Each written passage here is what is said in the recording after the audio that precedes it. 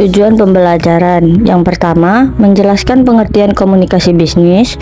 Yang kedua, membedakan komunikasi verbal dengan komunikasi nonverbal. Yang ketiga, menjelaskan proses terjadinya komunikasi. Yang keempat, mengidentifikasi sebab-sebab munculnya kesalahpahaman dalam komunikasi. Yang kelima, menjelaskan cara memperbaiki komunikasi. Yang keenam, menjelaskan pengertian komunikasi antar pribadi. Yang ketujuh, mengetahui 4 hal penting dalam komunikasi antar pribadi. Yang kedelapan, memahami tujuan komunikasi antar pribadi. Yang kesembilan, membedakan aneka gaya kepemimpinan. Yang kesepuluh, menjelaskan teori kebutuhan manusia. Yang kesebelas, menjelaskan bagaimana mendengarkan sebagai keahlian berkomunikasi antar pribadi. Ngomongin tentang komunikasi, teman-teman pasti udah tahu dong apa itu komunikasi. Nah, untuk kejelasan, yuk kita bahas sama-sama. Jadi, komunikasi merupakan suatu proses pertukaran informasi antar individu melalui suatu sistem yang biasa, baik dengan lisan, tulisan, simbol-simbol, sinyal-sinyal, maupun dengan kekuatan atau tindakan. Nah, umumnya komunikasi ini dapat terjadi ketika kedua orang atau lebih yang saling berinteraksi dan merespons, serta pesan yang diterima itu dapat dipahami. Kemudian adapun jenis-jenis komunikasi, yang pertama itu komunikasi interpersonal atau interpersonal communications, yang merupakan bentuk komunikasi yang melibatkan dua orang atau lebih dengan menggunakan bahasa yang mudah dipahami antara kedua belah pihak, yang bersifat fleksibel dan informal. Komunikasi inilah yang sering kita gunakan ketika kita berbicara dengan teman sebaya. Jenis komunikasi yang kedua yaitu komunikasi lintas budaya. Komunikasi lintas budaya merupakan bentuk komunikasi yang melibatkan dua orang atau lebih yang memiliki budaya-budaya yang berbeda disebabkan karena perbedaan geografis tempat tinggal. Nah, komunikasi lintas budaya inilah dapat terjadi pada tingkat antar daerah, antar wilayah, maupun antar negara. Dan jenis komunikasi yang terakhir yaitu komunikasi bisnis. Nah, komunikasi bisnis merupakan bentuk komunikasi yang sering digunakan dalam dunia bisnis, yang mencakup berbagai macam bentuk komunikasi, baik itu komunikasi verbal maupun komunikasi non-verbal, untuk mencapai tujuan tertentu yang masuk dalam ruang lingkup bisnis. Materi selanjutnya adalah bentuk dasar komunikasi. Ada dua bentuk dasar komunikasi yang biasa digunakan dalam dunia bisnis, yaitu komunikasi verbal dan komunikasi nonverbal. Komunikasi verbal itu sendiri merupakan salah satu bentuk komunikasi yang biasa digunakan dalam dunia bisnis untuk menyampaikan pesan-pesan bisnis kepada pihak lain, baik secara tertulis maupun secara lisan. Beberapa contoh dari komunikasi verbal adalah: 1. Berdiskusi dalam suatu kerja tim. Yang kedua, melakukan wawancara kerja dengan para pelamar kerja di suatu perusahaan. Yang ketiga, membuat dan mengirim surat pengumuman ke media massa. Yang keempat, melakukan chatting dengan teman sejawat di internet. Pada umumnya, ada 4 bentuk komunikasi verbal dalam dunia bisnis, yaitu menulis, berbicara, mendengar, dan membaca. Menulis dan berbicara merupakan bentuk komunikasi verbal dalam mengirim pesan, sedangkan mendengar dan membaca merupakan bentuk komunikasi verbal dalam menerima pesan. Selanjutnya adalah komunikasi nonverbal. Komunikasi nonverbal merupakan bentuk komunikasi yang paling mendasar dalam komunikasi bisnis. Beberapa contoh dari komunikasi nonverbal adalah: yang pertama, mengerutkan dahi untuk menunjukkan bahwa kita sedang berpikir keras. Yang kedua, berpaku tangan untuk menunjukkan bahwa seseorang sedang melamun. Yang ketiga, tersenyum dan berjabat tangan dengan orang lain untuk menunjukkan rasa senang, simpati, dan penghormatan. Yang keempat, tangan mengepal untuk menunjukkan rasa penuh percaya diri. Pada umumnya, bentuk komunikasi nonverbal memiliki sifat yang kurang terstruktur, sehingga membuat komunikasi nonverbal sulit untuk dipelajari. Tidak seorang pun pernah mengajari bayi bagaimana caranya menangis, tersenyum, atau tertawa, dan tidak seorang pun pernah belajar mengerutkan dahi, manakala jalan pikirannya sedang buntu atau terganggu. Materi selanjutnya yaitu proses komunikasi. Menurut Dr. dalam buku Business Communication Review, proses komunikasi terdapat 5 tahap, yaitu yang pertama, pengirim memiliki ide atau gagasan. Yang kedua, pengirim mengubah ide tersebut menjadi sebuah pesan. Yang ketiga, pengirim menyampaikan pesan. Yang keempat, penerima menerima pesan. Yang kelima, penerima menafsirkan pesan. Dan yang terakhir, yaitu yang nomor 6, penerima memberikan tanggapan dan mengirimkan umpan balik kepada pengirim. Munculnya kesalahpahaman komunikasi. Kesalahpahaman komunikasi disebabkan oleh adanya faktor penghambat komunikasi antara pengirim dan penerima pesan. Faktor tersebut dikelompokkan menjadi 4 masalah, yaitu yang pertama, ada masalah dalam mengembangkan pesan. Masalah dalam mengembangkan suatu pesan dapat mencakup munculnya keraguan-raguan tentang isi pesan, kurang terbiasa atau masih asing dengan situasi yang ada, adanya ketimpangan emosional atau kesulitan dalam mengekspresikan ide atau gagasan. Masalah yang kedua adalah masalah dalam menyampaikan pesan.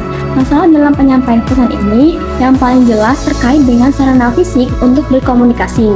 Misalnya, terdapat sambungan kabel yang kurang baik pada sound systemnya, kualitas suara sound system yang kurang baik, lampu yang tiba-tiba padam, dan lain-lain. Meskipun nampak sepele, gangguan-gangguan tersebut dapat menghalangi atau mengganggu suatu pesan tersampaikan kepada audiens.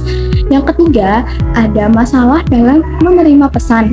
Masalah dalam penerimaan pesan, yang pertama adanya persaingan antara penglihatan dengan suara, kualitas kursi yang tidak nyaman, lampu yang kurang terang, maupun kondisi lain yang mengganggu konsentrasi dari audiens. Meskipun itu tidak menghambat jalur komunikasi secara keseluruhan, tetapi hal-hal tersebut dapat mengurangi kesempurnaan penerimaan pesan. Barangkali, gangguan yang paling umum terjadi adalah kurangnya konsentrasi selama melakukan komunikasi. Kadang-kadang, pada saat berkomunikasi, pikiran melayang memikirkan hal-hal lain di luar yang dibicarakan. Dan yang terakhir adalah masalah dalam menafsirkan pesan. Meskipun suatu pesan mungkin hilang selama proses penyampaian pesan, masalah terbesar terletak pada mata rantai terakhir saat suatu pesan ditafsirkan oleh penerima pesan. Perbedaan latar belakang, pembendaharaan bahasa, dan pernyataan emosional dapat menimbulkan munculnya kesalahpahaman antara pemberi dan penerima pesan. Materi selanjutnya adalah bagaimana memperbaiki komunikasi. Untuk dapat melakukan komunikasi yang efektif, diperlukan beberapa persyaratan, yaitu persepsi, ketepatan, kredibilitas, pengendalian, dan keharmonisasian atau keserasian. Mari kita bahas satu persatu. Persepsi. Seorang komunikator yang cerdas harus dapat memprediksikan apakah pesan-pesan yang disampaikannya dapat diterima oleh audiens atau tidak.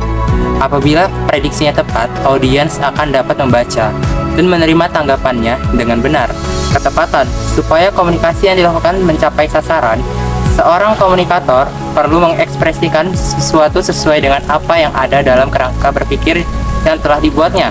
Apabila hal ini diabaikan, yang muncul adalah kesalahan dalam komunikasi. Kredibilitas. Dalam berkomunikasi, seorang komunikator perlu memiliki suatu keyakinan dan optimisme yang tinggi bahwa pendengarnya adalah orang-orang yang dapat dipercaya. Dan komunikator harus mempunyai suatu keyakinan bahwa inti pesan yang ingin dia sampaikan kepada pihak lain benar-benar akurat dan dapat dipertanggungjawabkan. Pengendalian. Dalam berkomunikasi, pendengar akan memberikan suatu reaksi atau tanggapan terhadap pesan yang komunikator sampaikan. Reaksi mereka dapat membuat komunikator tertawa, menangis, bertindak, mengubah pikiran, atau lembut. Hal ini ditentukan oleh intensitas reaksi yang dilontarkan pendengar terhadap apa yang disampaikan oleh komunikator. Keharmonisan. Komunikator yang baik tentu akan selalu menjaga hubungan persahabatan yang baik dengan audiens sehingga komunikasi dapat berjalan lancar dan mencapai tujuannya. Seorang komunikator yang baik juga akan menghormati dan berhasil memberi kesan yang baik kepada pendengarnya. Pada materi sebelumnya sudah saya bahaskan mengenai komunikasi antar pribadi atau interpersonal communications. Nah, sekarang akan saya ingatkan kembali teman-teman mengenai komunikasi antar pribadi. Nah, komunikasi antar pribadi merupakan bentuk komunikasi yang melibatkan dua orang atau lebih dengan menggunakan bahasa yang lebih dipahami antara kedua belah pihak. Komunikasi antar pribadi ini lebih cenderung memiliki sifat fleksibel, santai, dan juga informal. Materi selanjutnya yaitu 4 hal penting dalam komunikasi antar pribadi. Yang pertama, komunikasi dilakukan oleh 2 orang atau lebih. Yang kedua, menggunakan media tertentu, misalnya telepon seluler, atau bertatap muka atau face to face. Yang ketiga, bahasa yang digunakan bersifat informal atau tidak baku. Dapat menggunakan bahasa daerah, bahasa pergaulan, atau bahasa campuran. Yang keempat, tujuan yang ingin dicapai dapat bersifat personal atau pribadi bila komunikasi terjadi dalam suatu masyarakat. Dan untuk pelaksanaan tugas pekerjaan bila komunikasi terjadi dalam suatu organisasi. Tujuan komunikasi antar pribadi. Yang pertama, menyampaikan informasi, yaitu untuk menyampaikan informasi kepada orang lain agar orang tersebut mengetahui sesuatu. Yang kedua, berbagi pengalaman. Lalu komunikasi antar pribadi juga memiliki tujuan untuk saling membagi pengalaman pribadi kepada orang lain mengenai hal-hal yang menyenangkan maupun hal-hal yang menyedihkan atau menyusahkan. Yang ketiga, menumbuhkan simpati. Simpati merupakan sikap positif yang diungkapkan seseorang yang datang dari lubuk hatinya yang paling dalam untuk merasakan beban penderitaan, ketidakbahagiaan, kesedihan orang lain. Komunikasi juga dapat digunakan untuk menumbuhkan rasa simpati seseorang terhadap orang lain. Yang keempat, melakukan kerjasama. Tujuan komunikasi antar pribadi selanjutnya adalah kerjasama antara satu orang dengan orang lain untuk mencapai suatu tujuan tertentu atau melakukan sesuatu yang bermanfaat bagi kedua belah pihak. Yang kelima, menceritakan kekecewaan atau kesalahan. Komunikasi antar pribadi juga dapat digunakan seseorang untuk mengungkapkan perasaan kecewa atau kekesalannya kepada orang lain. Mengungkapkan segala bentuk rasa kecewa atau rasa kekesalannya dengan benar, secara tidak langsung akan meringankan beban pikiran. Materi selanjutnya yaitu gaya kepemimpinan. Gaya kepemimpinan pada dasarnya merupakan suatu cara bagaimana seorang pemimpin mempengaruhi, mengarahkan, memotivasi, dan juga mengendalikan bawahannya dengan cara-cara tertentu, sehingga bawahan dapat menyelesaikan tugas pekerjaannya secara efektif dan juga efisien. Kepemimpinan dalam suatu organisasi terjadi karena adanya interaksi antara tiga komponen penting. Yang pertama yaitu manajer, kedua karyawan, dan juga ketiga situasi atau kondisi lingkungan kerja tertentu. Dalam model perilaku kepemimpinan, terdapat dua teori, yaitu X dan Y, yang tentunya memiliki pengertian yang berbanding terbalik antara pengertian satu dan pengertian yang lainnya. Misalnya saja pengertian dari teori X, dikatakan bahwa karyawan cenderung tidak suka ataupun malas bekerja, sehingga kalaupun bisa mereka akan menghindarinya. Sedangkan menurut teori Y, para karyawan dikatakan sangat suka sekali bekerja. Menurut Rudol dan Patton, terdapat 4 gaya kepemimpinan yang dapat diterapkan dalam situasi dan kondisi yang juga berbeda. Yang pertama yaitu pengarahan, yang kedua yaitu pembekalan, yang ketiga yaitu dukungan, dan keempat adalah pendelegasian. Kemudian ada gaya kepemimpinan situasional. Dalam organisasi tentunya memiliki situasi dan kondisi yang berbeda. Nah, gaya kepemimpinan yang telah dipilih pada situasi maupun kondisi tersebut barangkali tepat diterapkan pada saat itu. Tetapi jika situasi dan kondisinya berbeda, maka gaya kepemimpinan tersebut akan berubah. Seperti yang dikemukakan oleh Harsi dan juga Beckett, ada 3 kemampuan atau keterampilan yang penting yang perlu diperhatikan dalam menerapkan kepemimpinan situasional tersebut, yaitu antara lain keterampilan analitis, dan yang kedua adalah keterampilan fleksibilitas, dan yang terakhir merupakan keterampilan komunikasi. Kemudian materi selanjutnya yaitu kepemimpinan inti. Menurut Henry Gall dan juga Slocum, seorang manajer yang dinamis harus memiliki 5 kemampuan yang dikenal sebagai keahlian kepemimpinan inti. Nah, apa aja sih keahlian tersebut? Yang pertama adalah pemberdayaan, yang kedua adalah intuisi, yang ketiga pemahaman diri, yang keempat adalah visi, dan yang kelima merupakan kesesuaian nilai. Kebutuhan manusia. Setiap orang tentu saja memiliki berbagai macam kebutuhan hidup dan kehidupan yang berbeda, mulai dari kebutuhan dasar hingga kebutuhan yang tergolong kebutuhan mewah. Oleh karena itu, muncullah berbagai macam teori kebutuhan manusia, dan salah satu teorinya adalah dari teori Abraham Maslow. Abraham Maslow yang terkenal dengan teori hierarki atau jenjang kebutuhan, Hierarchy of Needs Theory, menyatakan bahwa manusia pada dasarnya memiliki 5 kebutuhan yang bertingkat-tingkat, mulai dari kebutuhan paling dasar sampai pada kebutuhan aktualisasi diri. Penjelasan teori hierarki kebutuhan yang dikemukakan oleh Abraham Maslow secara lengkap sebagai berikut. Yang pertama, ada kebutuhan fisiologis. Kebutuhan fisiologis atau physiological needs merupakan kebutuhan tingkat pertama dan utama bagi mempertahankan hidup dan kehidupan manusia. Misalnya kebutuhan untuk makan, minum, pakaian, maupun tempat tinggal. Kebutuhan ini merupakan kebutuhan hidup manusia paling dasar dan setiap manusia memerlukannya tanpa terkecuali. Yang kedua adalah kebutuhan keamanan. Manusia berupaya untuk dapat memenuhi kebutuhan yang lebih tinggi, yaitu kebutuhan rasa aman dan nyaman. Kebutuhan ini sangat diperlukan karena tanpa ada rasa aman dari gangguan yang ada, manusia akan sulit melakukan berbagai kegiatan di hidupnya. Yang ketiga, ada kebutuhan sosial. Jenjang ketiga dalam teori Abraham Maslow adalah kebutuhan sosial atau social needs. Pada dasarnya, kebutuhan sosial berkaitan dengan kegiatan kemasyarakatan dan bagaimana seseorang berinteraksi dengan orang lain di dalam suatu kehidupan bermasyarakat. Manusia adalah makhluk sosial yang selalu berhubungan dengan orang lain dimanapun kita berada, baik di kota maupun di desa. Hidup dalam kebersamaan, kegotong royongan, saling membantu antara satu sama lain merupakan kebutuhan yang harus diperhatikan.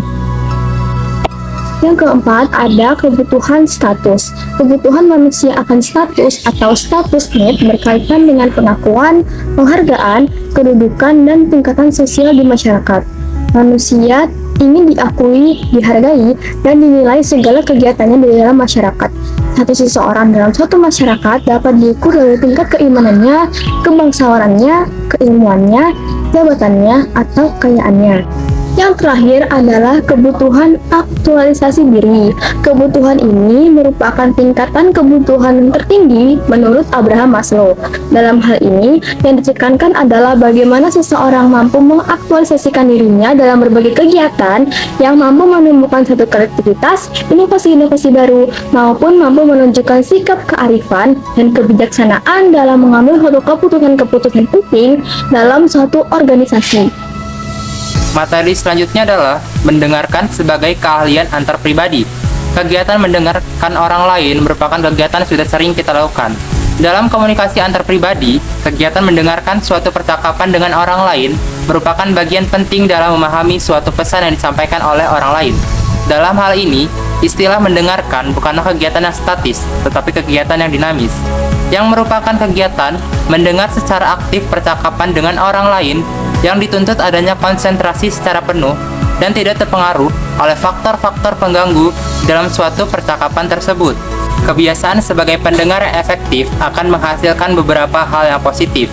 Antara lain, pendengar yang baik akan disukai oleh orang lain karena mereka dapat memuaskan kebutuhan dasar manusia untuk didengar. Yang kedua, kinerja atau prestasi kerja karyawan dapat meningkat ketika pesan yang diterimanya dapat dimengerti dengan baik. Yang ketiga, umpan balik atau feedback yang akurat dari bawahan akan berdampak positif pada prestasi kerjanya. Yang keempat, manajer dan karyawan akan terhindar dari adanya kesalahpahaman dalam penyampaian suatu pesan. Berikut ini ada beberapa saran agar kegiatan mendengarkan bisa berjalan secara efektif. Antara lain, yang pertama, perhatikan dengan baik siapa yang berbicara, mulai dari gerakannya, kotak matanya, nada suaranya, dan ekspresi wajahnya. Yang kedua, berikan umpan balik atau feedback seperti apakah kita sudah mengerti atau belum atas pernyataan yang komunikator katakan. Dan yang ketiga, gunakan pengetahuan kita tentang orang yang sedang berbicara untuk dapat menarik manfaat yang positif bagi diri kita sendiri. Selanjutnya, studi kasus. Pada bulan September tahun 2022 lalu, lebih tepatnya pada 23 September 2022, terjadi sebuah permasalahan komunikasi yang terjadi di salah satu platform media sosial yaitu Twitter. Permasalahan ini melibatkan sebuah akun @ganda dengan ST Indonesia. Permasalahan bermula ketika akun Twitter tersebut membuat sebuah tweet yang mengomentari menu Cheezo Red Velvet, salah satu menu milik ST Indonesia. Gandhi selaku pemilik akun @ganda ini melakukan komplain terkait minuman yang dibelinya. Ia mengatakan bahwa minuman yang dibelinya terlalu manis. Itu bukan minuman tapi gula 3 kg dikocok sama SP Bankue, kata Gandhi di tweetnya. Permasalahan ini tidak serta-merta karena komplain yang dilakukan oleh Gandhi, melainkan karena kata-kata yang Gandhi gunakan. Selanjutnya, pada 24 September 2022, akun ST Indonesia dengan akun Twitter @st_Indonesia memberikan balasan atas tweet dari Gandhi dan mengatakan, "Halo Kak, terima kasih atas supportnya. Sehubung dengan tweet tersebut, datanya sudah diterima oleh tim legal kami." Dan kemudian pada 25 September 2022, pihak ST Indonesia melayangkan somasi kepada Gandhi. Tindakan ST Indonesia ini menuai berbagai tanggapan dari publik. Banyak yang beranggapan bahwa tindakan tersebut adalah tindakan yang berlebihan dan kurang berkelas. Dari kasus tersebut dapat kita ketahui bahwa dalam melakukan komplain atau komentar tentang suatu hal, kita tidak boleh sembarangan dalam melakukannya. Walaupun komunikasi dapat dilakukan dengan gaya bahasa yang fleksibel, kita tetap harus memperhatikan kata-kata yang kita gunakan. Tetap ada etika dalam berkomunikasi yang harus kita perhatikan. Maka dari itu, penting bagi kita untuk terus memperhatikan kata-kata yang kita gunakan, terutama di media sosial. Adapun solusi menurut hasil diskusi kelompok kami adalah Gandhi dapat meminta maaf kepada pihak ST Indonesia. Begitu pula dengan pihak ST Indonesia. Daripada melayangkan somasi, alangkah lebih baik jika pihak ST Indonesia melakukan tindakan lain, seperti mengajak Gandhi untuk bertemu dan bersama-sama mencari titik tengah untuk menyelesaikan masalah ini, khususnya terkait komplain tentang minuman yang terlalu manis. Masing-masing pihak juga dapat mengevaluasi diri mereka. Lebih